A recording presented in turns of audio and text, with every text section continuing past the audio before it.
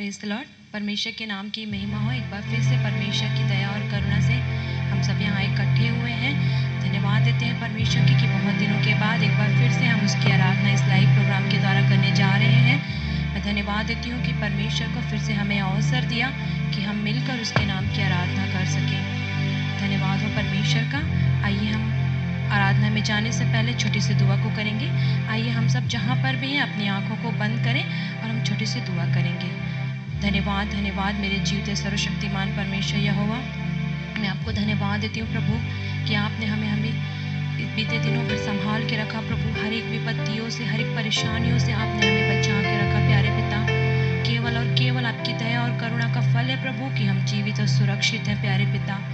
धन्यवाद धन्यवाद देती हूँ खुदावंत। मेरी यीशु इस आराधना के लिए मैं प्रार्थना करती हूँ प्रभु, शुरू से लेकर अंत तक प्रभु आप हमारी अगुवाई कीजिए पिता। आप ही अल्फा और आप ही ओमेगा होइए प्यारे पिता परमेश्वर, और आप ही चलाइए पिता परमेश्वर। पवित्र आत्मा की उपस्थिति इस आराधना में होने पाए खुदावंत। गीतों का गाना, आराधना, स्तुति करना और वचन को मनन करना प्रभु, सब कुछ आशीष में होने पाए प्रभु। आने वाली हर एक रुकावटों को आप दूर कीजिए प्यारे पिता परमेश्वर। मैं प्रार्थना करती हूँ इस लाइव प्रोग्राम को जितने भी लोग देख रहे हैं खुदावंत, हालेलुया पिता परमेश्वर, उन सभी को आप आशीष दीजिए प्यारे पिता। हर एक प्रभु एक मन होकर पिता इस प्रोग्राम को देखने पाए प्रभु, और हमारे साथ मिलकर आपकी स्तुति आराधना करने पाए प्यारे पिता परमेश्वर। आप हमसे बातें कीजिए खुदावंत। धन्यवाद देती हूँ प्रभु, आपके दास को भी प्रभु मैं आपके हाथों में सौंपती हूँ प्रभु। जो भी वचन आज हमारे बीच में वो बांटते हैं प्रभु, वो वचन हमारे लिए आशीष में होने पाए खुदावंत ईश्वर राजा। धन्यवाद हर एक बातों के लिए पिता। एक बार फिर से पिता अपने आप को और हर एक को प्रभु मैं आपके हाथों में देती हूँ प्रभु, और इस प्रार्थना को आपके प्रिय बेटे प्रभु यीशु के नाम से मैं मांग लेती हूँ, आमीन। Praise the Lord. आइए अब इस समय है हम उसके नाम की महिमा स्तुति आराधना करें। आइए हम कुछ गीतों को गाएंगे और आप हमारे साथ मिलकर उसके नाम की महिमा स्तुति कीजिए। आइए हम गीत गाएंगे, आज का दिन यहोवा ने बनाया है, हम उसमें आनंदित हों। आप हमारे साथ मिलकर ताली बजाकर हमारे साथ गीतों को गाएं। आज का दिन यहोवा ने बनाया है, हम इसमें आनंदित हो, आनंदित हो। आज का दिन यहोवा ने बनाया है, हम इसमें आनंदित हो, आनंदित हो। आज का दिन यहोवा ने बनाया है, हम इसमें आनंदित हो,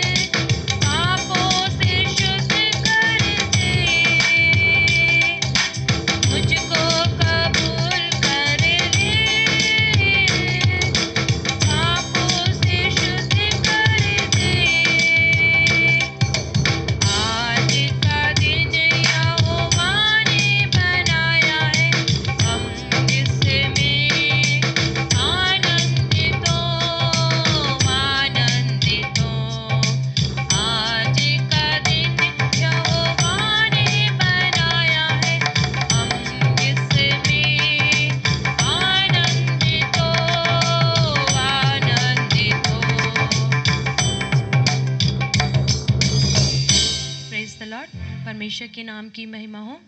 आइए हम एक और गीत को गाएंगे उसकी महिमा के लिए। हम गीत गाएंगे नीले आसमां के पार जाएंगे, मेरे यीशु रहता है वहाँ। आइए आप हमारे साथ मिलकर उसके नाम की महिमा स्तुति कीजिए।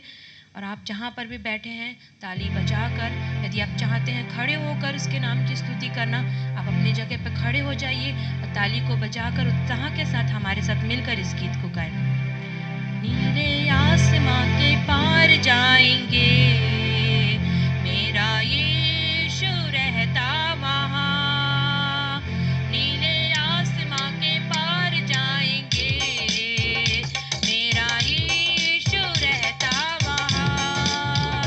हम मिलेंगे बादलों पर, हम मिलेंगे बादलों पर, देखेगा सारा जहां।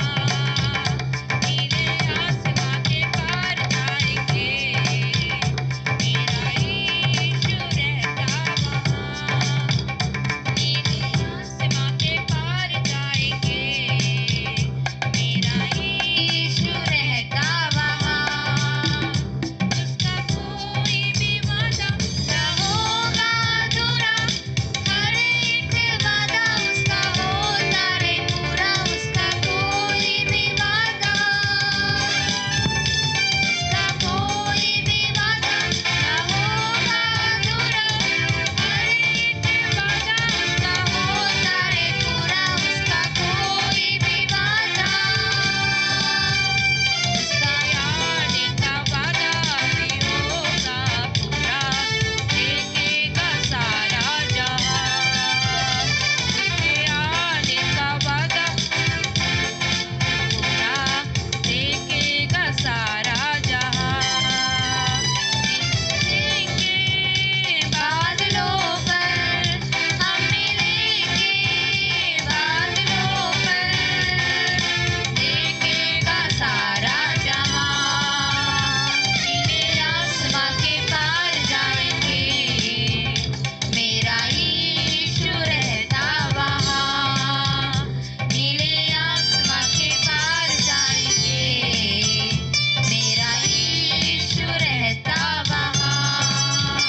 ये विश्वास है मेरा न होगा अधूरा, सपना ये मेरा न रहेगा अधूरा। ये विश्वास है मेरा, ये विश्वास है मेरा न होगा अधूरा, सपना ये मेरा न रहेगा अधूरा। ये विश्वास है मेरा,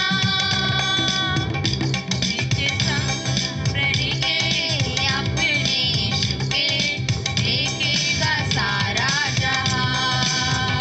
उसके संग हम रहेंगे अपने यीशु के, देखेगा सारा जहां।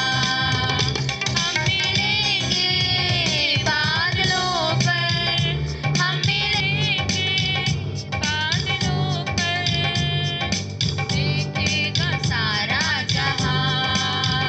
नीले आसमां के पार जाएंगे, मेरा यीशु रहता वहाँ। नीले आसमां के पार जाएंगे, मेरा यीशु रहता वहाँ।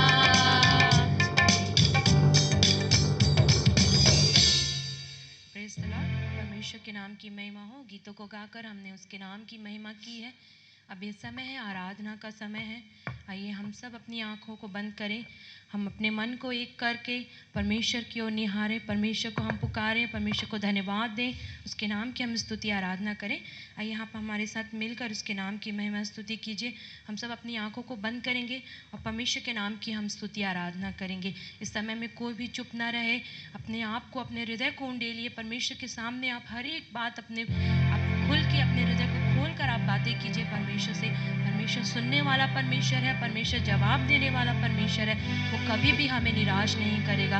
वो हमें भले जवाब कभी कभी हमारा देर हो सकता है, हमें हमारे प्रश्नों का उत्तर हमें देर से मिल सकता है, लेकिन परमेश्वर सही समय में देने वाला परमेश्वर है।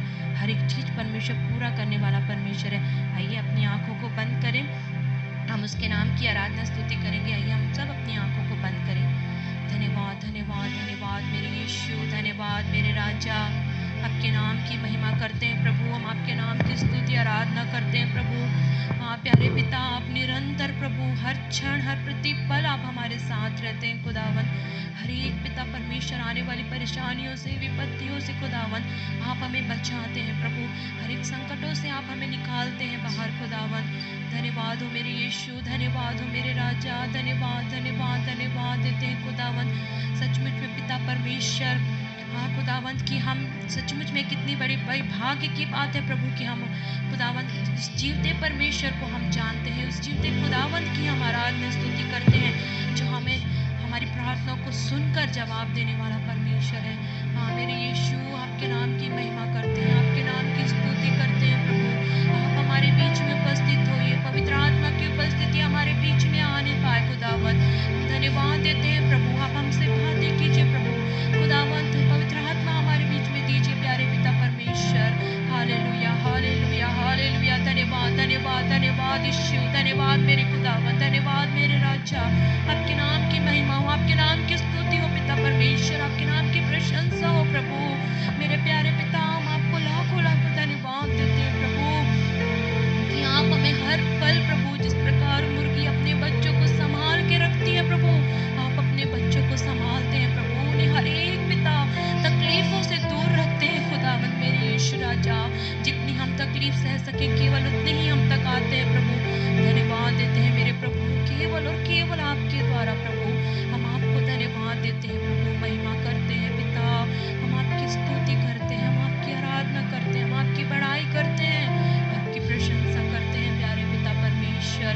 और केवल आपके नाम को ऊंचा उठाते हैं प्रभु। आपसे बढ़कर कोई नहीं प्रभु, आपसे सर्वश्रेष्ठ कोई नहीं प्यारे पिता। हाँ मेरे यीशु, हमारे जीवन में सबसे पहला स्थान आपके लिए है प्रभु। केवल और केवल आप है प्यारे पिता हमारे जीवनों में प्रभु। हाँ मेरे प्यारे पिता, परिवार एक तरफ प्रभु, हमारे लोग रिश्तेदार एक तरफ पिता, सबसे पहला स्थान केवल और केवल आपका है प्रभु। केवल और केवल आप ही हमारे जीवन में आइए प्यारे पिता। हालेलुया, धन्यवाद मेरे यीशु, धन्यवाद मेरे राजा, धन्यवाद मेरे खुदावन। आपके नाम की महिमा हो प्रभु। आप हमसे बातें कीजिए प्रभु, आप हमसे बातें कीजिए प्रभु। आपकी आराधना कैसे करना है पिता, आप हमें सिखाइए प्रभु। आपको स्तुति हम देते हैं खुदावंत, आपको हम और कोई बलिदान नहीं चढ़ा सकते प्रभु। केवल केवल धन्यवाद का बलिदान हम चढ़ा सकते हैं प्रभु। केवल हम धन्यवाद दे सकते हैं प्रभु कि आप हमारे साथ हैं प्यारे पिता। आप हमारे बीच में है प्रभु, आप हमसे बातें कर रहे हैं प्रभु, आपके नाम की महिमा करते हैं प्रभु। धन्यवाद मेरे यीशु, आप हमें इस्तेमाल कीजिए, अपने सेवकाई के लिए इस्तेमाल कीजिए प्यारे पिता परमेश्वर। इस लाइव प्रोग्राम में जितने भी लोग देख रहे हैं प्रभु, जितने लोग हमारे साथ मिलकर आपकी आराधना कर रहे हैं प्रभु, हर एक पिता जिन तकलीफों में है प्रभु, उनकी प्रार्थना को सुनिए पिता। हम नहीं जानते प्यारे पिता उनकी मन की वेदना को, उनकी मन की तकलीफों को हम नहीं जानते, घर में होने वाली परेशानियों को हम नहीं जानते प्रभु, लेकिन आप सब कुछ जानने वाले परमेश्वर है खुदावन। आप ही उन्हें पिता दूर कीजिए प्रभु। हर एक प्रभु इस पिता इस लाइव को देखकर जो हमारे साथ मिलकर आराधना कर रहे हैं प्रभु, आज के दिन पिता इसी क्षण प्यारे पिता परमेश्वर आशीष पाने पाए प्रभु, आश्चर्य कर्म उनके जीवन में आज होने पाए प्यारे पिता परमेश्वर। मदद कर मेरे राजा, मदद कर मेरे यीशु, मेरे खुदावन। हालेलुया हालेलुया हालेलुया, धन्यवाद मेरे पिता। हालेलुया, धन्यवाद यीशु, धन्यवाद धन्यवाद धन्यवाद प्यारे पिता। यीशु मसीह तेरे जैसा कोई नहीं, तेरे चरणों में झुक आसमां और महिमा गाए ज़मीन। यीशु मसीह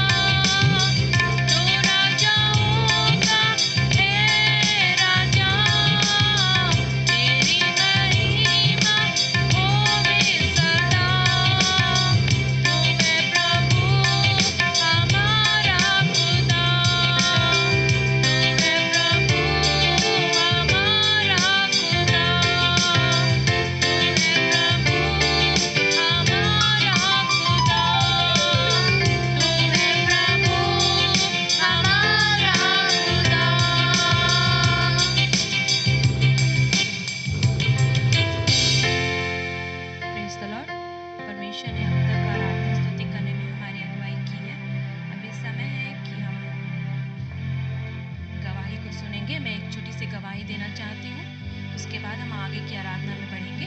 मैं गवाही देना चाहती हूँ कि मेरे जीवन में होने वाले आश्चर्य कर्म को जो परमेश्वर ने मुझे दिया है, ये बहुत बड़ी बात है, क्योंकि इस समय में हम सब जानते हैं कि कोरोना वायरस का जो प्रभाव है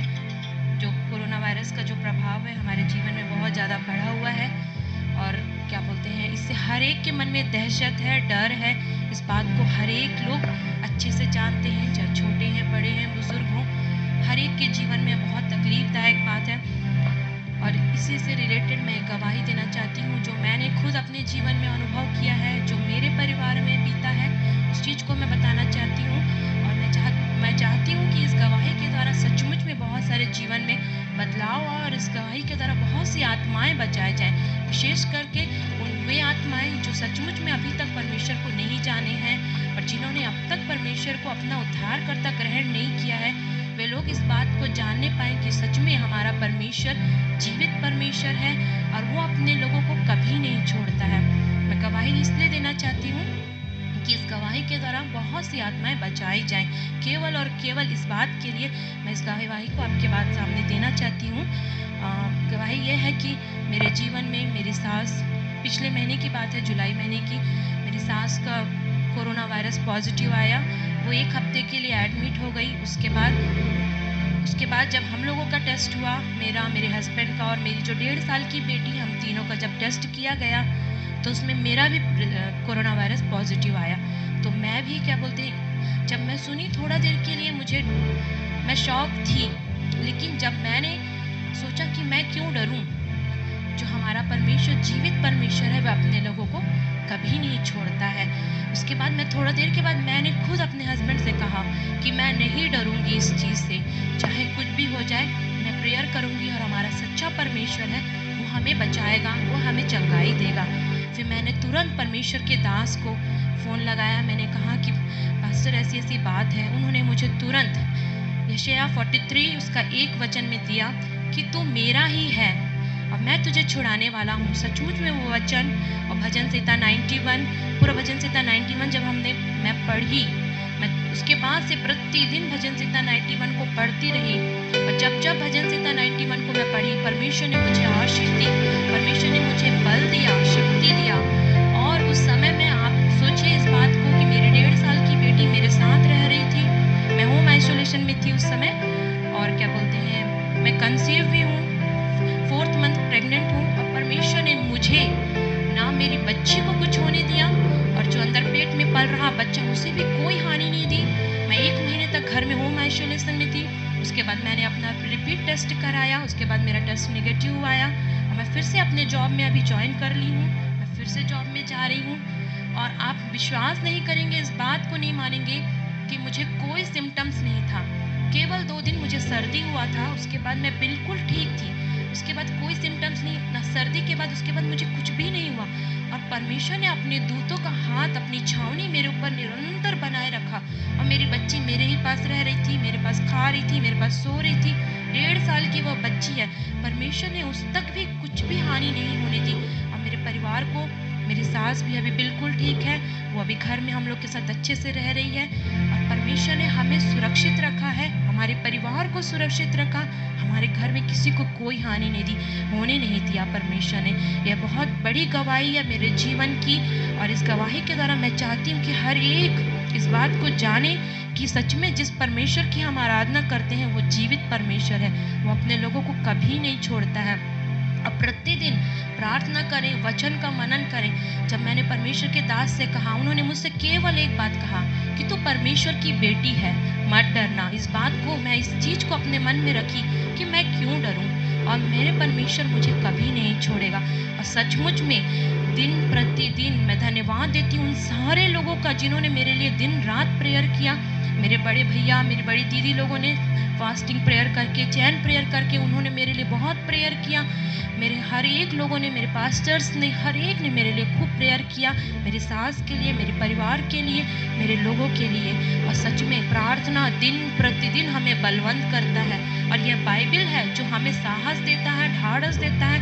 और परमेश्वर हमें इस बाइबल के द्वारा सच में यह बाइबल है जिसके द्वारा हम यहाँ जीवित हैं और सुरक्षित हैं। इसलिए मैं आपसे निवेदन करती हूँ कि प्रतिदिन वचन पढ़ें, प्रतिदिन प्रार्थना करें और परमेश्वर को अपना चट्टान मान कर ही आगे जीवन में बढ़ते रहें। चाहे कोरोना आ जाए, चाहे कोई भी विपत्ति आ जाए, सच में परमेश्वर हमें उससे बचाएगा। या परमेश्वर इस छोटी सी गवाही के द्वारा आप सभी को आशीष दे। और मैं चाहती हूँ जिन्होंने अब तक ग्रहण नहीं किया है परमेश्वर को, आज इसी वक्त आप परमेश्वर को ग्रहण कर लीजिए। उसके बाद जीवन में देखिए कि परमेश्वर कैसे बड़े बड़े काम आपके जीवन में करता है। परमेश्वर इस गवाही के द्वारा हर एक को आशीष दे। Praise the lord. अब ये समय है, हम अपने दानों को परमेश्वर के लिए देंगे। आप गूगल पे के द्वारा, फ़ोन पे के द्वारा, या जैसे भी जिसको जैसे बन पड़ता है आप उसके हिसाब से अपने दान को परमेश्वर के इस भवन के लिए, इस सेवकाई को आगे बढ़ाने के लिए आप दे सकते हैं। जब हम गीतों को गाते हैं तो आप अपने दानों को दे सकते हैं। आइए हम गीत गाएंगे, बोलो जय मिलकर जय। बोलो जय मिलकर जय, बोलो जय यीशु की जय, बोलो जय मिलकर जय, बोलो जय यीशु की जय, बोलो जय जय जय, बोलो जय मिलकर जय, बोलो जय यीशु की जय, बोलो जय मिलकर जय, बोलो जय यीशु की जय, बोलो जय जय जय। प्रेम की तेरी यारी रे, मन में भर दे अपनी प्रीत। प्रेम की तेरी यारी रे, मन में भर दे अपनी प्रीत। तेरे प्रेम की गाएंगे, हालेलुया, तेरे प्रेम की गाएंगे। बोलो जय मिलकर जय, बोलो जय यीशु की जय, बोलो जय मिलकर जय, बोलो जय यीशु की जय, बोलो जय जय जय। क्रूस पर अपना खून बहा, मुझे पापी को दी शिफा। क्रूस पर अपना खून बहा, मुझे पापी को दी शिफा। मन मेरे तू बोल सदा, हालेलुया, मन मेरे तू बोल सदा। बोलो जय मिलकर जय, बोलो जय यीशु की जय, बोलो जय मिलकर जय, बोलो जय यीशु की जय, बोलो जय जय जय। तेरी कुदरत की ये शान, खुद ही दाता, खुद ही दान।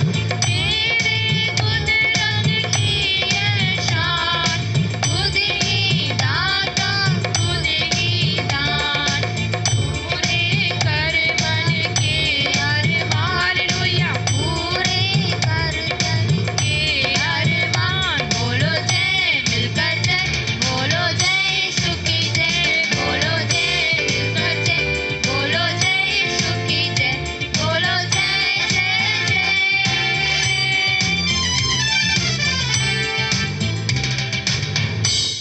Praise the Lord. परमेश्वर के नाम की महिमा हो। आइए हम प्रार्थना करेंगे। सारे ऑफरिंग्स के लिए हम प्रेयर करेंगे।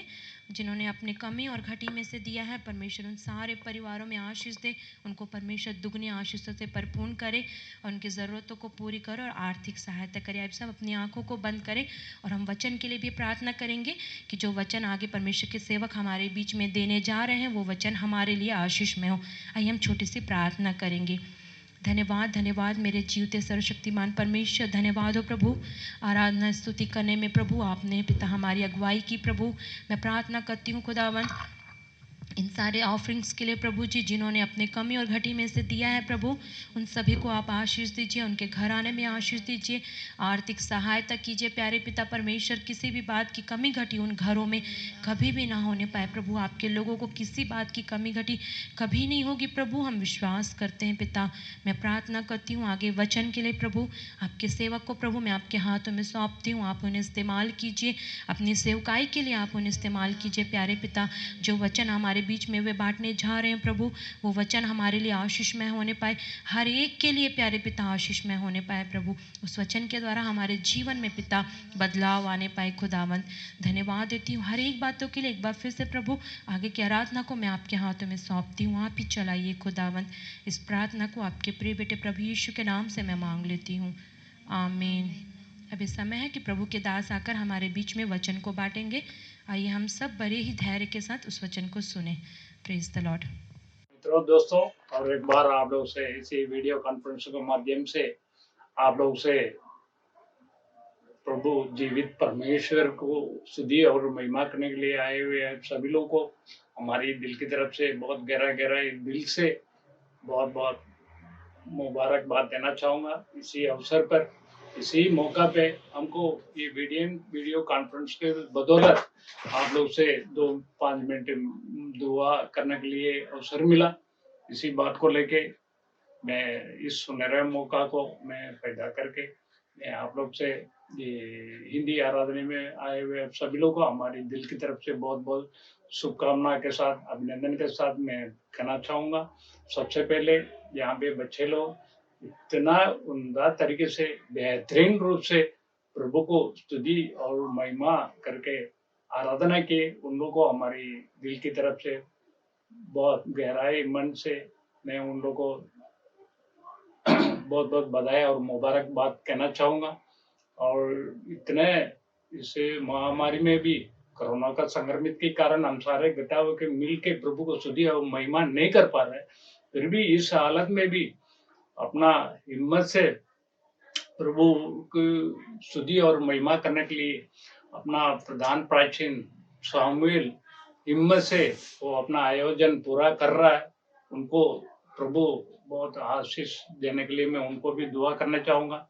और भाइयों बहनों, मित्रों, दोस्तों और देवियों, सजनों, बुजुर्गों, युवा, बच्चे हो, आप सभी लोगों को मैं हमारी तरफ से, दिल की तरफ से, कलीसिया की तरफ से बहुत बहुत बधाई और मुबारकबाद देना चाहूँगा।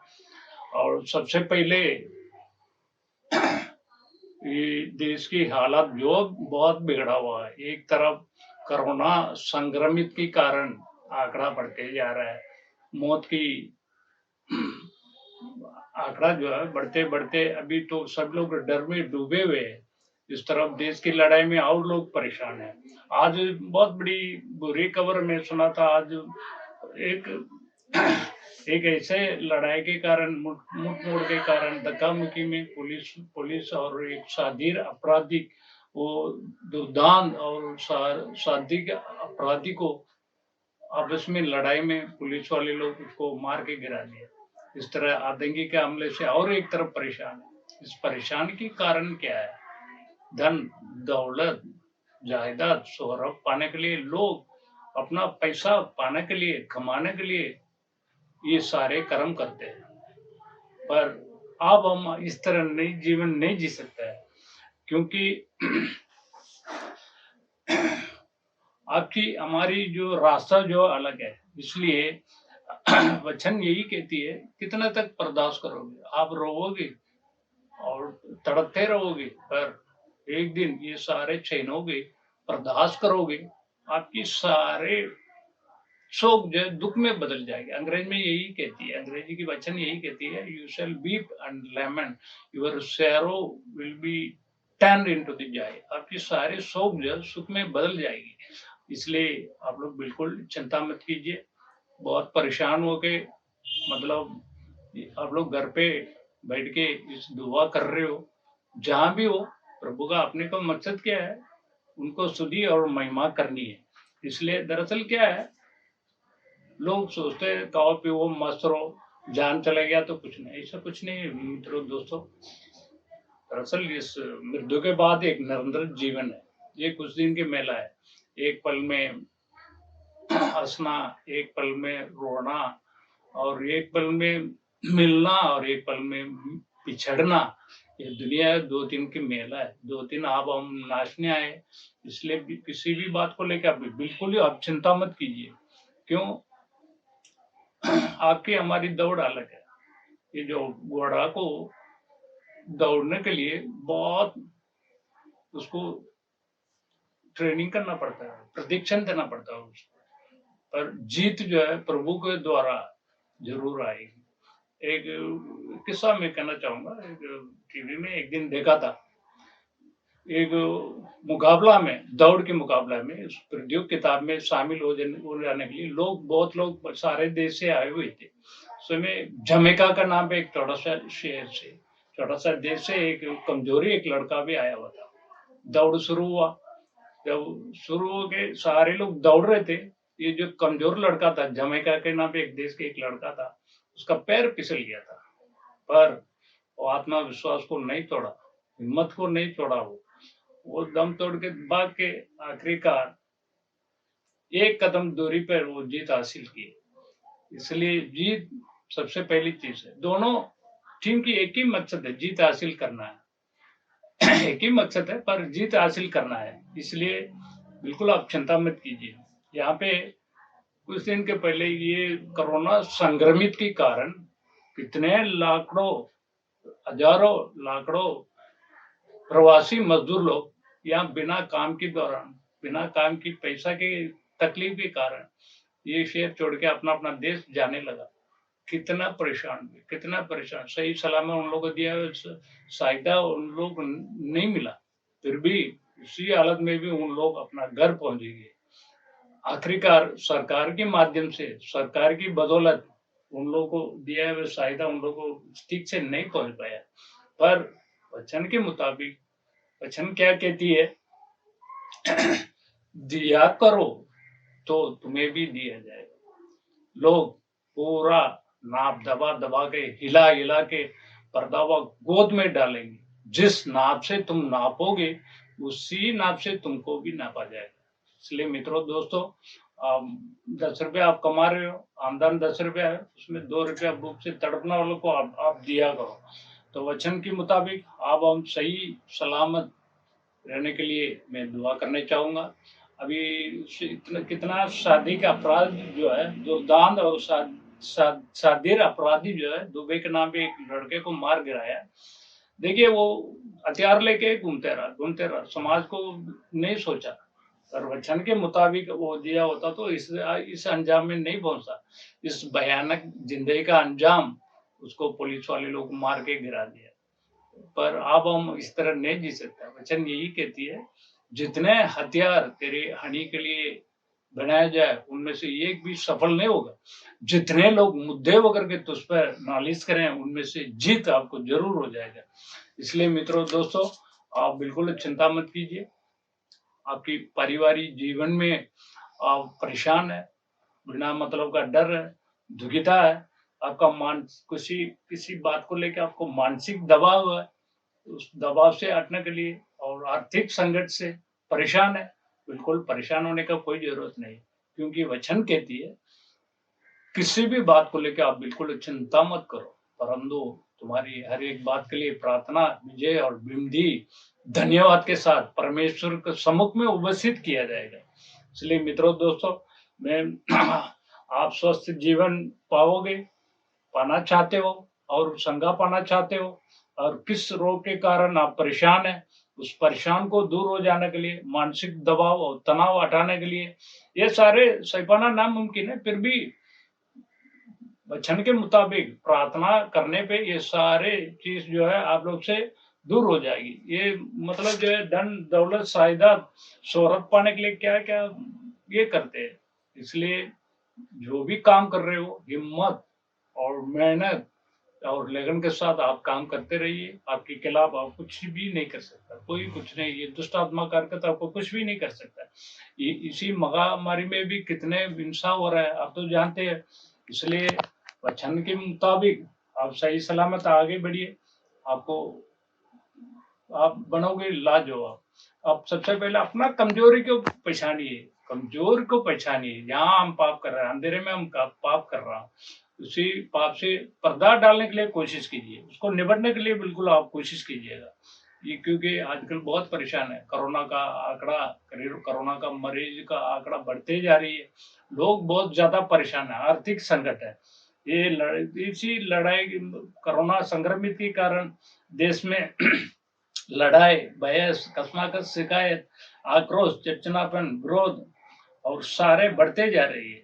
जिस तरह इंडिया और चाइना का लड़ाई हो रहा है, इसलिए हम अब चैन से अब जी नहीं पा रहे। इसलिए ये कोरोना के कारण स्तुति और महिमा करने के लिए यहाँ पे मौका नहीं मिल रहा है। हम मिलके प्रभु को स्तुति हम नहीं कर पा रहे करके आप तड़प रहे हो, आपके दिल में दुखिता हो, बिल्कुल आप चिंता मत कीजिए। मैं अभी आपका घर का परिस्थिति बदलने के लिए और ये जो हिंदी आराधना में आए हुए सब लोग का घर का परिस्थिति बदलने के लिए, बिल्कुल खोए हुए प्यार मिलने के लिए और खोए हुए खुशी को प्रभु लौटाने के लिए मैं 2 मिनट दुआ करने जा रहा हूँ।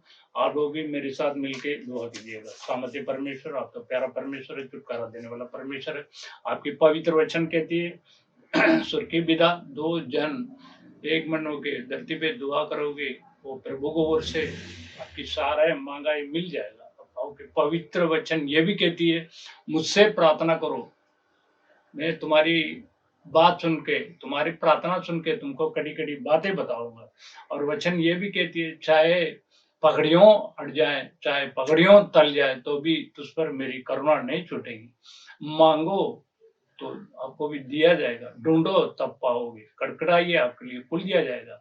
आपकी पवित्र वचन के अनुसार यहाँ पे आए हुए सभी लोग जो मांगने के लिए यहाँ पे आया है, उन लोगों घर का परिस्थिति को बदल के उन लोगों को सही सलामत जीने के लिए सहायता कीजिए।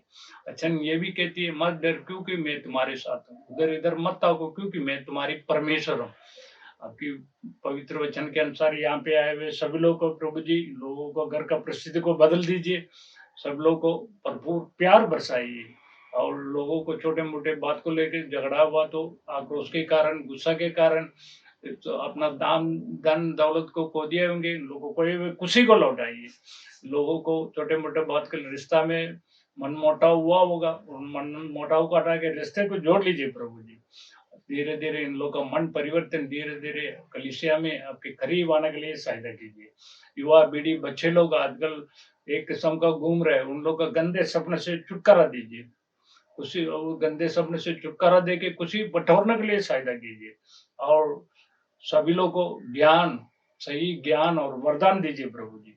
दुष्ट आत्मा का हरकत से बचा के यहाँ पे पवित्र रूप से भविष्यवाणी के अनुसार जीने के लिए सहायता कीजिए।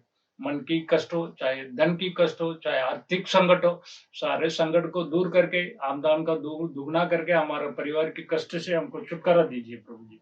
बुरे काम हासिल करने वाले को वो दुष्ट आत्मा का आक्रमण किया, वो दुष्ट आत्मा का हरकत को हटा के उन लोगों को सही ज्ञान दीजिए।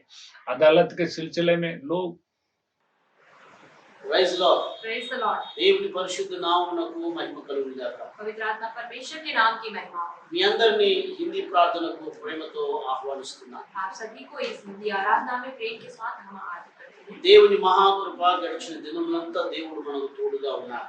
परमेश्वर की महिमा और कृपा है कि परमेश्वर बीते दिनों में हमारे साथ रहा। మన జీవితాన మరొక నూతనమైన దినాన్ని దేవుడు దయచేశాడు. हमारे जीवन में परमेश्वर एक बार फिर से एक नए दिन को दिखाया। ఈ దినమందు దేవుని వాక్యాన్ని మనం ధ్యానం చేద్దాం.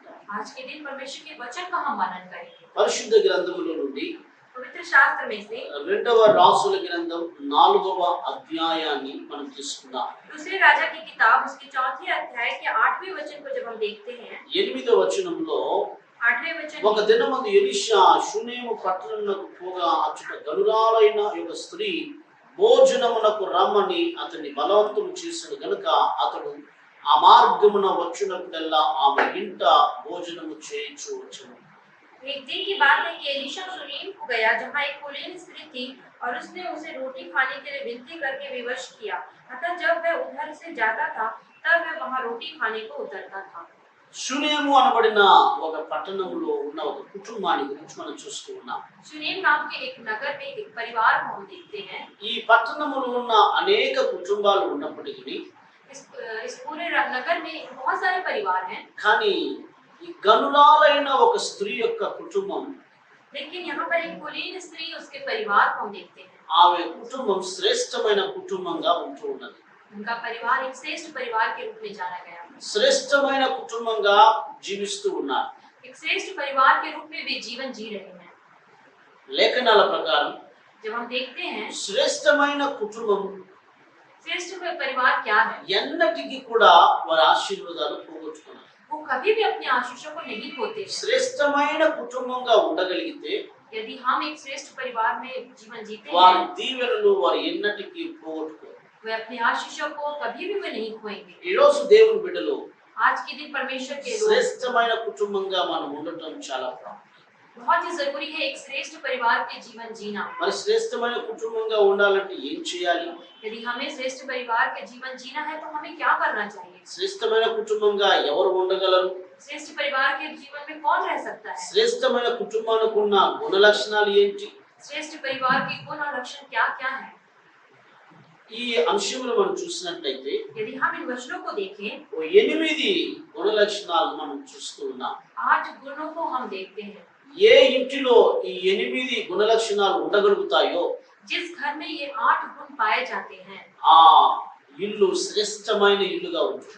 वह घर श्रेष्ठ परिवार के रूप में माना ఆ जाएगा। ఇంటిలో ఏమేను కొదువ ఉండదు. कभी भी किसी प्रकार की कमी घटी उस घर में कभी ఒకవేళ नहीं। కొదువ ఉన్నా దేవుడు ఆ కొదువును పూర్తి చేస్తాడు. यदि कोई कमी होगी भी तो परमेश्वर उस कमी को पूरा करेगा। ఆ ఇల్లు అద్భుతాలు కలిగిన ఇల్లుగా మారుతుంది. वो घर पूरे अद्भुत कार्य से भर जाएगा। ఈ రోజు దేవుని బిడ్డలు आज के दिन परमेश्वर के మన ఇంటిలో కూడా ఈ గుణ లక్షణాలు ఉండటానికి మనం ప్రయత్నం చేయాలి. हमारे घर में ये सारे गुण लक्षण हो तो हमें प्रयास करना है। ఏంటి ఆ 8 గుణ లక్షణాలు? क्या है वे 8 गुण?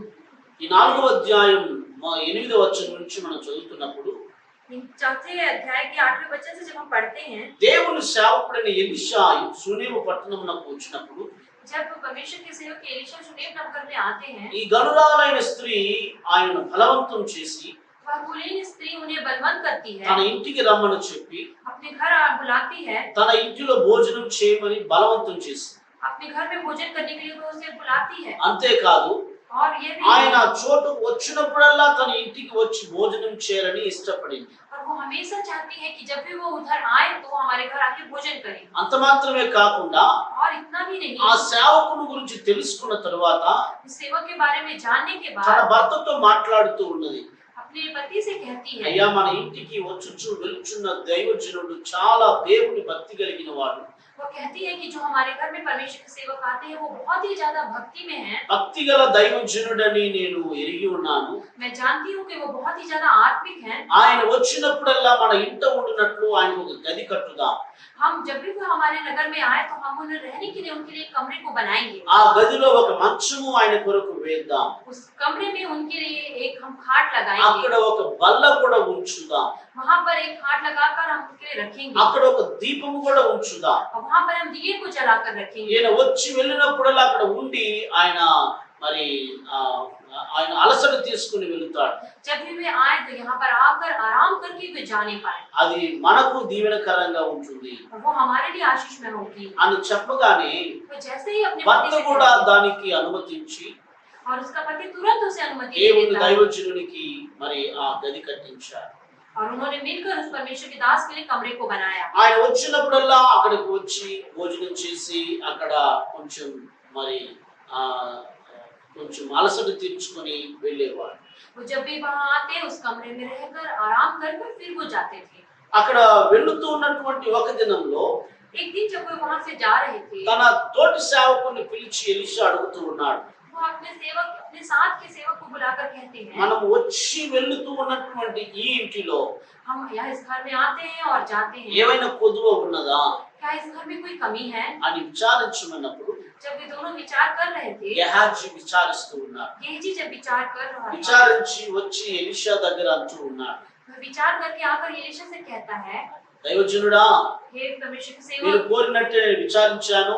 आपने जैसा कहा मैंने सोचा, ఈ ఇంటిలో ఒక కొదువ ఉన్నది. इस घर में एक कमी है। వీరికి వివాహమై అనేక దినాలు అవుతున్నాయి కానీ పిల్లలు లేరు. इनके विवाह हुए बहुत सारे दिन हुए लेकिन इनकी संतान नहीं है। ఆ మాట దైవజనుడు వినగానే जिस क्षण उस देवा सेवक ने सुना, ఆత్మ ప్రేరేపణతో ఒక మాట అంటున్నాడు, आत्मा से भरकर वह बोलते हैं, రానున్నటువంటి ఏట లోపల और जो यहाँ पर कभी नहीं आया उस घर में, నీ కౌగిట కుమారుడుండునని ఆమెతో చెప్పెను. इस घर में एक पुत्र परमेश्वर देने जा रहा है करके वो कहते हैं నీ उनसे, కౌగిలిలో వచ్చే సంవత్సరం లోపు ఒక బిడ్డ నీకు ఉంటాడు. आने वाले वर्ष में तुम्हारे हाथों में, तुम्हारे इस कोख में तुम्हारे लिए एक संतान होगा। దైవజనుడు చెప్పిన మాట ప్రకారం అక్కడ వారికి ఒక బిడ్డను మరుసటి ఏట్లో దేవుడు దయచేశాడు. और अगले वर्ष परमेश्वर ने परमेश्वर के दास के द्वारा कहे अनुसार ఆ బిడ్డ संतान को కూడా दिया। ఎదిగి పెద్దవాడయ్యాడు. वह बच्चा भी बड़ा हुआ और बड़ा हो తన गया। తండ్రి పొలంలో పనిచేస్తూ ఉన్నప్పుడు जब उसका पिता खेतों में काम कर रहा था, ఈ బిడ్డ తండ్రి దగ్గరికి వెళ్ళాడు. वह बच्चा अपने पिता के पास आया। తండ్రి దగ్గరికి వెళ్లి పొలంలో కోత కోస్తూ ఉంటున్నప్పుడు అక్కడ నిలబడి ఉండగా जब उसका पिता काम कर रहा था तो जब वे खड़ा था वहां पर, బిడ్డకు తలనొప్పి తీస్తూ ఉన్నదని అంటూ ఉన్నాడు. वह बच्चा कह रहा था कि मुझे सिर दर्द हो रहा है। తండ్రి అది తెలుసుకుని पिता वह जानकर తలనొప్పితో బాధపడుతున్న తన కుమారుణ్ణి పని మనుషులను పెట్టి తన ఇంటికి పంపించాడు. और उस बच्चे को काम करने वालों के साथ उसे घर भेज दिया। తన ఇంటికి రాగానే वो जैसे ही अपने घर అమ్మ आया, దగ్గర చేరగానే अपनी माँ के पास ఈ जब आया, గనురాలైన స్త్రీ బిడ్డను తన ఒడిలో ఉంచుకుని कुलीन स्त्री अपने बच्चे को अपने हाथों में लेकर, బిడ్డను మరి కౌగిలించి బిడ్డను మరి చూసుకుంటూ ఉన్నది. वो अपने बच्चे को अपने पास लेकर अपने आंचल में रखकर उसे देख रही కానీ थी। ఆ బిడ్డ యొక్క తలనొప్పి అధికమవటం చేత लेकिन जिस प्रकार उस बच्चे के सिर दर्द अधिक ही हो रहा था, తల్లి ఒడిలోనే బిడ్డ ప్రాణం పోయింది. उस माँ के आंचल में ही उस बच्चे की जान चली गई। ఏం చేయాలో తెలియలేదు. उन्हें क्या करना है उन्हें समझ వెంటనే नहीं ఆ आया। బిడ్డను తీసుకుని వెళ్లి ఎలీషాకు చేయించిన గదిలో మంచంలో పడుకోబెట్టి जिस कमरे को उन्होंने एलीशा आवश्यकता के लिए बनाया था, उस कमरे में ले जाकर उस खाट में उस बच्चे को सुला తన दिया భర్త దగ్గరకు ఇద్దరు పని మనుషులను పంపించి और अपने पति के पास दो काम करने वालों को भेजकर, నాకు వెంటనే గాడిదను పంపించండి, और मेरे लिए तुरंत एक गधी को भेजिए। उसने నేను कहा, కర్మేలులో పర్వతమందున్న దైవజనుడైన ఎలీషా దగ్గరికి వెళ్ళాలి. मुझे तुरंत कर्मेल में जहाँ पर उस पहाड़ी पर एलीशा है, मुझे जाना है वहां पर। అప్పుడు భర్త అడుగుతూ ఉన్నాడు, उस समय उसके पति ने उससे कहा, ఈ రోజు అమావాస్య కాదు, విశ్రాంతి దినము కాదే. आज का दिन कोई विश्रांति दिन नहीं है, अमावस्या का दिन नहीं ఆ है। విశ్రాంతి దినాలు అమావాస్య దినాలు అయితే నువ్వు ప్రార్థన కొరకు వెళ్ళి ఉండవచ్చు. विश्रांति दिन होता या अमावस्या का दिन होता तो तुम प्रार्थना के लिए जाती, కానీ ఈ దినం ఆ దినం కాదే. लेकिन वो आज का दिन यह दिन नहीं है। ఎందుకు వెళుతున్నా? क्यों जाना चाहती हो? భార్య అంటుంది, उसकी पत्नी कहती है, నేను వెళ్ళటం మంచిది, मेरा जाना बहुत ही अच्छी నేను बात है, వెళ్ళాలి. मुझे जाना है। ఆ భర్త వెంటనే उसके पति తన तुरंत పని మనిషిని పంపించి గాడిదను పంపించాడు. वह तुरंत एक काम करने वाले को भेजकर और गधी के साथ उसे भेजा। గాడిదకు గంట కట్టి ఈ స్త్రీ గాడిద మీద కూర్చొని పనివాడితో గట్టిగా చెప్తుంది, నేను చెప్పేంత వరకు మరి వేగముగా తోలు గాని దానిని మెల్లగా తోలవద్దని. और वो गधी के ऊपर बैठ गई और वो तुरंत अपने सेवक से कहती है कि जब तक मैं ना कहूँ इसे तेज चलाते ही रहो, इसे रोको मत।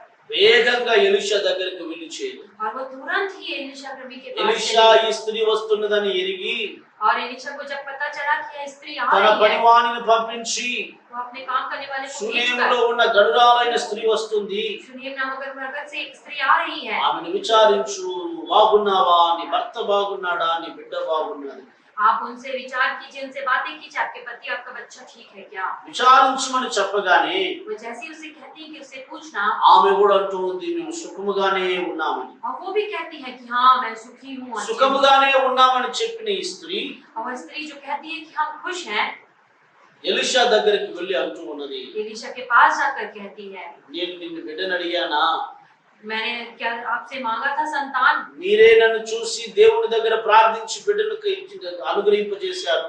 आप ही ने मुझे प्रार्थना करके और आप ही ने मुझे संतान की आशीष दी थी। ఇప్పుడు ఆ బిడ్డ మరణించింది, अभी वो संतान मर चुका है, ఎవరి దగ్గరికి వెళ్ళను, मैं किसके पास जाऊँ? ఎవరిని అడగను, मैं किससे मांगू? ఎవరికి చెప్పను. मैं किससे पर बात ఆ बताऊँ? బిడ్డ చనిపోయి ఉన్నది అని చెప్పగానే जैसे ही वो बताती है कि वो संतान मर चुका है, ఎలీషా అంటున్నాడు, एलीशा कहता है, నువ్వు వెళ్ళు, तू जा, నువ్వు వెళ్ళు, तू जा, నేను నీ చేతికి ఇస్తున్న నా దండమును తీసుకుని వెళ్ళి బిడ్డ మీద ఉంచు. जो मैं दे रहा हूँ इस हाथ को अपने बच्चे के ऊपर लगा। ఆ బిడ్డ తిరిగి లేస్తాడు చెప్పగానే वह बच्चा फिर से उठकर जिएगा, जैसे ही उसने कहा। అలా వెళ్ళి ఆ దండము చేత పట్టుకుని పోయి वो गई और उस हाथ को लेकर उस अपने हाथों में लेकर गई, తన పనివాడు మరి తనకి ఆజ్ఞాపించిన ప్రకారం గెహాజీ చేసినా और उस गेहजी को जिसके आज्ञा के अनुसार जो उसने किया उस पर ఆ బిడ్డ లేవలేదు. वो नहीं उठा। కానీ తరువాత ఎలీషా వచ్చి उसके बाद जब एलीशा आया, ఆ బిడ్డ మీద తను పడుకొని उस बच्चे के ऊपर जब वो लेट गया, ఆ బిడ్డ కొరకై ప్రార్థన చేయగా उस बच्चे के लिए जब उसने प्रार्थना किया, మరణమైండి నా బిడ్డ మంచం మీద కూర్చొని ఉన్నాడు. मृत्यु के कगार पर जो वो बच्चा था, वो बच्चा उठकर बैठ गया। వెంటనే ఆ బిడ్డ మేలుకున్నది. उसी क्षण वो बच्चा तुरंत ठीक हो गया। చనిపోయిన బిడ్డ తిరిగి లేవగలిగింది. जो मर चुका था वो फिर से जी उठा। నా ప్రియులు, मेरे प्रियो, ఈ కుటుంబంలో దేవుడు అనేక అద్భుతాలు చేశాడు. इस परिवार में परमेश्वर ने बहुत अद्भुत कार्य किए हैं। బిడ్డలు లేని కుటుంబానికి దేవుడు బిడ్డలను जिस దయచేశాడు. प्रकार जिस घर में संतान नहीं हो, परमेश्वर ने उस घर में संतान బిడ్డ दिया। చనిపోయిన బిడ్డను తిరిగి లేపాడు. जो मृत्यु को देख चुका था उस बच्चे को परमेश्वर ने जिलाया। ఏంటి కారణం? क्या कारण है? ఎందుకని దేవుడు తన గొప్ప దైవజన ఆ ఇంటికి పంపించాడు? क्यों परमेश्वर ने अपने महान सेवक को उस घर में भेजा? ఎందుకని ఆ ఇంటిలో ఉన్న కొదువును తీర్చాడు? क्यों उस घर की कमी को परमेश्वर ने पूरा किया? ఎందుకని ఆ ఇంటిలో ఒక కొదువు కలిగిన, ఒక మరణం కలిగిన మరణాన్ని మరలా జీవంగా మార్చాడు? क्यों उस घर में परमेश्वर ने जो एक कमी थी, मृत्यु जो हुई उस घर में, उस मृत्यु को भी परमेश्वर ने निकाल दिया? ఎందుకంటే क्योंकि ఆ కుటుంబం శ్రేష్టమైన కుటుంబం. क्योंकि वह परिवार श्रेष्ठ परिवार है। శ్రేష్టమైన కుటుంబం. एक श्रेष्ठ परिवार। ఎలా శ్రేష్టమైన కుటుంబం? कैसे श्रेष्ठ परिवार? శ్రేష్టమైన కుటుంబంలో గుణ లక్షణాలు ఏంటి? श्रेष्ठ परिवार के गुण और लक्षण क्या क्या है? 8 విషయాలు నేను మీతో చెప్పాలని ఇష్టపడుతున్నాను. 8 बातों को बताने के लिए मैं आपसे మొదటిగా, पहला जो बात है, ఒకరినొకరు మంచిగా అర్థం చేసుకోగలిగిన కుటుంబం. एक दूसरे को अच्छे से समझने वाला परिवार। Good understanding family. एक दूसरे को समझने वाले परिवार। ఒకరినొకరు అర్థం చేసుకున్న భార్య భర్తలు. एक दूसरे को समझने वाले पति और पत्नी। కుటుంబం అనగానే परिवार मतलब భార్య భర్త, पति पत्नी, లేక తల్లిదండ్రులు, माता पिता, బిడ్డలు తల్లిదండ్రులు, बच्चे उनके माता అందరూ पिता, పుట్టినదే కుటుంబం. ये पूरे मिलकर ही एक परिवार बनते हैं। కుటుంబంలో ఎంతమంది ఉన్నా इसी परिवार में जितने भी लोग కుటుంబం हैं, అర్థం చేసుకోగలిగిన కుటుంబంగా ఉండాలి. एक दूसरे को समझने वाला परिवार होना గుడ్ चाहिए। అండర్స్టాండింగ్ ఉన్న కుటుంబంగా ఉండాలి. एक दूसरे को समझने, अच्छे समझने वाले परिवार। రెండవదిగా, जो दूसरी बात है, నమ్మకత్వం కలిగినటువంటి కుటుంబం. बहुत ही विश्वास योग्य परिवार। భార్య भरोसेमंद। మాటను భర్త నమ్ముతూ ఉన్నాడు. पति अपनी पत्नी की बातों को భర్త सुनता है। మాటను భార్య నమ్ముతూ ఉన్నాడు. पति की बात को पत्नी मान रही ఒకరి है। మాట మీద ఒకరికి ఉన్నటువంటి నమ్మకత్వం. एक दूसरे की बातों पर भरोसा कर। భార్య అంటుంది, అయ్యా మన ఇంటికి వచ్చి వెళ్ళుచున్న దైవజనుడు దేవుని భక్తి కలిగిన వాడు. वो पति कहती है कि जो हमारे घर सेवक आ रहा है वो आत्मिक है। ఆయనకు ఒక మంచి గది కట్టించుదాం. हम उनके लिए एक अच्छे कमरे को ఆ మాట बनवाएंगे। భర్తకి ఎంతో ఇష్టమైంది. और वो बात पति को कितना अच्छा భార్య लगा। మాటను భర్త నమ్మాడు. और पत्नी की बात को उस पति ने భర్త माना। మాటను భార్య నమ్ముతూ ఉంది. और पति की बात को पत्नी मान रही ఒకరి है। మీద ఒకరికి నమ్మకత్వం. एक दूसरे के ऊपर भरोसा। మూడవదిగా, तीसरी बात है, ఏకీభవించి ఒక నిర్ణయం తీసుకోవడం. मिलकर एक ही निर्णय को लेना। వ్యక్తిగతంగా ఏ తీర్మానం తీసుకోలేదు. अकेले व्यक्तिगत रूप से नहीं భార్య लेते हैं। ఏమన్నా చేయాలనుకున్న భర్తను అడుగుతూ ఉంది. जो पत्नी करना चाहती है वो पति से पूछती భర్త है। ఏమన్నా చేయాలనుకున్న భార్యను అడుగుతూ ఉన్నాడు. यदि पति कुछ करना चाहता है तो पत्नी से पूछता है। ఏకంగా కాకుండా ఒకే మనసుతో ఇరువురు కలిసి ఒక నిర్ణయం తీసుకోవడం. एक साथ मिलकर एक निर्णय को लेना। Taking combined decision. ఏకముతో ఒక మనసు కలిగి తీర్మానాలు తీసుకోవడం. मिलकर निर्णय लेना ही बहुत जरूरी है। నాలుగవదిగా, जो चौथी बात है, దైవ భక్తి కలిగిన కుటుంబం. भक्ति जीवन। భక్తి కలిగినటువంటి కుటుంబం. जो आत्मिक जीवन बहुत जरूरी है। అమావాస్య దినాల్లో ప్రార్థనలకు వెళ్ళేవారు. जो अमावस्या के दिनों में प्रार्थना, విశ్రాంతి దినాల్లో ప్రార్థనకు వెళ్ళేవారు. विश्राम के दिन प्रार्थना में जाते थे। ప్రార్థనను ఏమాత్రం కూడా వెనక్కి నుంచి వేసేవారు కాదు. प्रार्थना को कभी भी पीछे नहीं रखते రోజు थे। దైవ భక్తి కలిగిన కుటుంబాలుగా మన కుటుంబాలు మారాలి. आज के दिन हमारा परिवार में आत्मिक जीवन जीना है। యోబు కుటుంబం దైవ భక్తి కలిగిన కుటుంబం. अय्यूब का जीवन एक परमेश्वर के रूप में जीने वाला కొర్నేలు जीवन था। కుటుంబం దైవ భక్తి కలిగిన కుటుంబం. कुरनेल का जीवन भी बहुत ही आत्मिक जीवन था। ఓబేద్ ఏదోము కుటుంబం దైవ భక్తి కలిగిన కుటుంబం. ओबेदेदोम का भी परिवार बहुत ही आत्मिक जीवन అందుకే जीता ఈ था। కుటుంబాలన్నీ దీవెనకరంగా మారాయి. इसलिए ये सारे परिवार से बहुत ही आशीषित रूप से बढ़े। ఐదవదిగా, जो पांचवी बात है, దేవునిపై ఆధారపడే కుటుంబం. परमेश्वर के ऊपर आधारित होने का परिवार। గనురాలు, जो कुलीन स्त्री थी, ధనం ఉన్నది, धन था उसके पास, పేరు ప్రఖ్యాతులు ఉన్నాయి, उसके पास नाम था, పనివారు ఎంతో మంది ఉన్నారు. काम करने वाले चारों ओर थे। తనకున్న ధనాన్ని బట్టి ఎంతో మంది వైద్యుల దగ్గరికి వెళ్లి చికిత్స చేసి ఉండవచ్చు. वो कहीं भी जा सकते थे, बहुत सारे पैसे को लेकर किसी वैद्य के पास जा सकते కానీ थे। కుమారుడు చనిపోగానే लेकिन जिस जैसे ही मृत्यु हुई उस संतान తల్లి की, చేస్తున్న పని ఏంటో తెలుసా? उस माता ने क्या किया? దేవుని శాపను వెతుకుతూ వెళ్తుంది. परमेश्वर के सेवक को ढूंढती దేవుని गई, పైన ఆధారపడుతూ ఉంది. परमेश्वर के ऊपर आधारित हो गई। ఆరవదిగా, जो छठवीं बात है, శ్రమ పడే భర్త. श्रम करने वाला पति। కుటుంబం కొరకై శ్రమ పడుతున్నటువంటి భర్త. पर मैं अपने परिवार के लिए कष्ट उठाने वाला पति। ఓవైపు బిడ్డ చనిపోయి ఇంట్లో ఉంటే एक तरफ बच्चा मरा हुआ घर में पड़ा है, ఆ సంగతి భార్య భర్తకు తెలపకుండా ఉన్నప్పుడు जब पत्नी उस अपने पति को नहीं భర్త बताती है కోత కోస్తూ ఉన్న స్థలములో శ్రమ పడుతూ కష్టపడుతూ ఉన్నాడు. तो वहाँ पति अपने खेतों में बहुत ही कष्ट कर रहा శ్రేష్టమైన है। కుటుంబంలో ఉన్న ఏ భర్త కూడా శ్రమపడే వ్యక్తిగా ఉంటాడు. जो श्रेष्ठ परिवार होता है, उस परिवार का जो पति होता है बहुत ही कष्ट उठाने वाला है। ఏడవదిగా जो सातवीं बात है, భార్యను గౌరవించే భర్త, अपने पत्नी को रिस्पेक्ट देने वाला पति, భార్యను గౌరవించే భర్త. अपने पत्नी को गौरव देने वाला पति। భార్య బిడ్డ చనిపోయిన సంగతి భర్తకు చెప్పకుండా वह पत्नी अपने पति को नहीं बताती, కర్మేలుకు వెళ్ళాలి, कर्मेल नगर मुझे దైవజనుడి जाना है, దగ్గరికి వెళ్ళాలి అన్నప్పుడు परमेश्वर के पास मुझे जाना है, మాట కాదనకుండా उसकी बात को ना వెళ్ళు नकारते हुए, అని అంటూ ఉన్నాడు. तुम जाओ कहता है, వెళ్ళు అని అంటున్నాడు. तुम जाओ करके कहता है। భార్యకు స్వేచ్ఛనిస్తూ ఉన్నాడు. वो अपनी पत्नी को फुल आजादी देता है, భార్యను గౌరవిస్తూ ఉన్నాడు. वो अपनी पति को रिस्पेक्ट देता है। భార్య ఏ కారణం లేకుండా ఏది చేయదన్నది ఎరిగిన వాడు. वह सब कुछ जानता है कि उसकी पत्नी क्या कर रही है। ఎనిమిదవదిగా जो आठवीं बात है, మరి లోతైన విశ్వాసం కలిగిన ఓ స్త్రీ, बहुत ही ज्यादा विश्वास रखने वाली एक स्त्री, లోతైన విశ్వాసం కలిగినటువంటి భార్య. गहराई के साथ विश्वास करने वाली। ఎలీషా తన సేవకుని పంపి అడుగుతున్నాడు, एलीशा अपने सेवक को भेजकर कहता है, ఏమా నువ్వు బాగున్నావా, क्या तुम ठीक నీ हो? భర్త బాగున్నాడా? क्या तुम्हारी पत्नी ఆ ठीक మాత్రం है? నేను బాగున్నాను, वो कहती है हाँ కానీ सब బిడ్డ ठीक है, చనిపోయింది. लेकिन वहाँ मृत्यु ఆ हो चुकी है సంగతి संसार। చెప్పలేదు, విశ్వాసంతో బాగున్నారు అంటుంది. वो विश्वास के साथ बोलती है, हाँ मैं ठीक हूँ। అందుకే ఆ కుటుంబం శ్రేష్టమైన కుటుంబంగా మారింది. इसलिए वो परिवार श्रेष्ठ परिवार के रूप में 8 जाना गया। అనుభవాలు ఉండటం వలన ఆ కుటుంబం ఆశీర్వదించబడింది. ये सारे 8 अनुभव रहे तो इसलिए वो परिवार आशीषित हुआ है। నేను మనం కూడా అటువంటి మరి గుణాలు కలిగిన కుటుంబంగా మారాలి.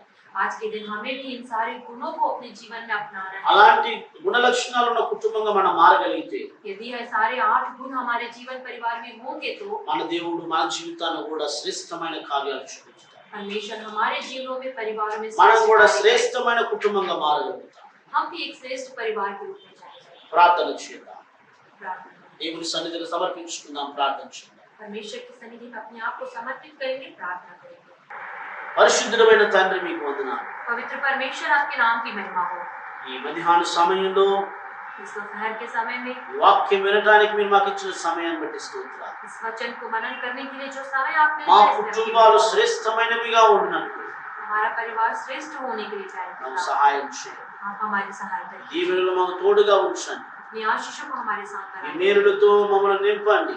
अपनी कृपा करना हमारे जीवन में ले। ప్రత్యేక దీవెనలు కృపలను మీరు మాకు దయచేయండి. हर एक आशीषों से हमें भरिए खुदा। పరిశుద్ధుడా, पवित्र परमेश्वर, దైవ భక్తి కలిగిన కుటుంబంగా మా కుటుంబాలు మారడానికి సహాయం చేయండి. आत्मिक जीवन जीने के लिए हमारे परिवार की आप सहायता మనం कीजिए। పూర్తిగా తగ్గించుకుంటున్నా, अपने आप को हम दीन करते हैं पहले। పూర్తిగా తగ్గించుకుంటున్నా. अपने आप को हम पूरा మా शून्य करते हैं। కుటుంబాలన్నీ శ్రేష్టమైన కుటుంబాలుగా ఉండటానికి సహాయం చేయండి. हमारे पूरे परिवार श्रेष्ठ परिवार के रूप में जानने के लिए सहायता कीजिए। విడిపోయిన కుటుంబాలు కట్టబడటానికి సహాయం చేయండి. जो अलग अलग हो चुके हैं परिवार, सब कुछ फिर से एक होने के लिए। సమాధానం లేని కుటుంబాల్లో సమాధానము దయచేయండి. जहाँ समाधान नहीं है उस परिवार में समाधान दीजिए। నెమ్మది లేని కుటుంబాల్లో నెమ్మదిని దయచేయండి. जहाँ शांति नहीं है उस परिवार में शांति दीजिए खुदा। కృప తోడుగా ఉంచి నడిపించమని, केवल आपकी पिता कृपा करना सहायता कीजिए। మీరొక్కరే మహిమ పొందమని, केवल और केवल आपकी महिमा हो। ఈ వాక్యం వింటున్న ప్రతి వారి కుటుంబం శ్రేష్టమైన కుటుంబంగా మార్చబడినట్లు సహాయం చేయమని, इस वचन को सुनने वाले हर एक परिवार एक सर्वश्रेष्ठ परिवार में जानने के लिए सहायता कीजिए। యేసు నామములో ప్రార్థిస్తున్నాము తండ్రి. प्रभु यीशु के नाम से हम प्रार्थना करते हैं। आमीन आमीन। आमीन। आशीर्वाद। यहोवा तुझ आशीष दे और तेरी रक्षा करे। यहोवा तुझ पर अपने मुख का प्रकाश चमकाए और तुझे अनुग्रह करे। यहोवा अपने मुख तेरे ओर करे और तुझे शांति दे। आमीन आमीन। Praise Lord. Praise the Lord. కుటుంబాలు శ్రేష్టమైన కుటుంబాలుగా ఉండాలా? आपका परिवार एक श्रेष्ठ परिवार में जानना है तो 7 గుణ లక్షణాలను సంపాదించు. इन सारे गुणों लक्षणों को आप जानिए। మన ఇంటిలోని ప్రతి కొదువును దేవుడు తెలుస్తాడు. परमेश्वर हमारे परिवार की हर एक कमी घटी को दूर करे। అద్భుతాలు కలిగిన కుటుంబాలుగా మన కుటుంబాలు. अद्भुत कार्य हमारे परिवार में हो। God bless you. God bless. ప్రభువును దీవించుగాక. परमेश्वर आप सभी को आशीष दे। అందరికీ सभी को प्रेज द लॉर्ड। ప్రైజ్.